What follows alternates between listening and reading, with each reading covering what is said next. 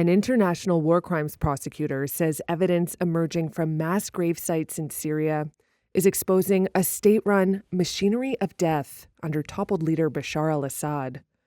Stephen Rapp visited 2 mass grave sites in the country. This one is in Najaf, near Damascus. Rapp said he estimates more than 100,000 people were tortured and murdered since 2013.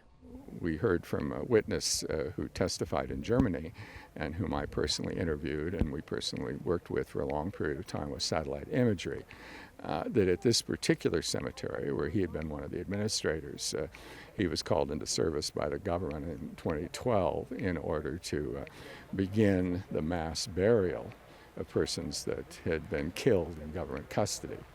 A cemetery guard and a farmer who lives nearby both described seeing refrigerated trucks at the site.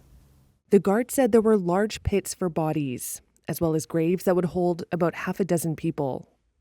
The other site visited by Rapp is in Qataifa, where people declined to speak on camera or use their names for fear of retribution, saying they were not sure the area was safe yet after Assad's fall. One called it a, quote, place of horrors. This satellite imagery analyzed by Reuters showed large-scale digging began at the location between 2012 and 2014 and continued up until 2022. The head of U.S.-based Syrian advocacy organization, the Syrian Emergency Task Force, has estimated at least 100,000 bodies were buried in Qataifa alone. The International Commission on Missing Persons separately said it had received data indicating there may be as many as 66, as of yet unverified, mass grave sites in Syria. More than 157,000 people have been reported missing to the commission. Rapp led prosecutions at the Rwanda and Sierra Leone war crimes tribunals. He told Reuters that in Syria, quote, thousands of people were working in this system of killing, and that nothing has been seen like this since the Nazis.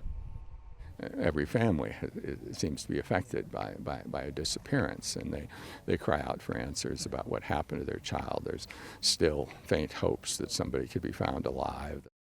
Hundreds of thousands of Syrians are estimated to have been killed since 2011, when Assad's crackdown on protests against his rule grew into a full-scale civil war.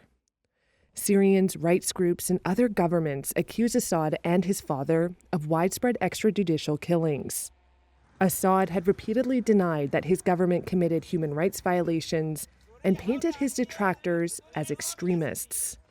A lightning offensive by rebels ended more than 5 decades of iron-fisted rule by his family.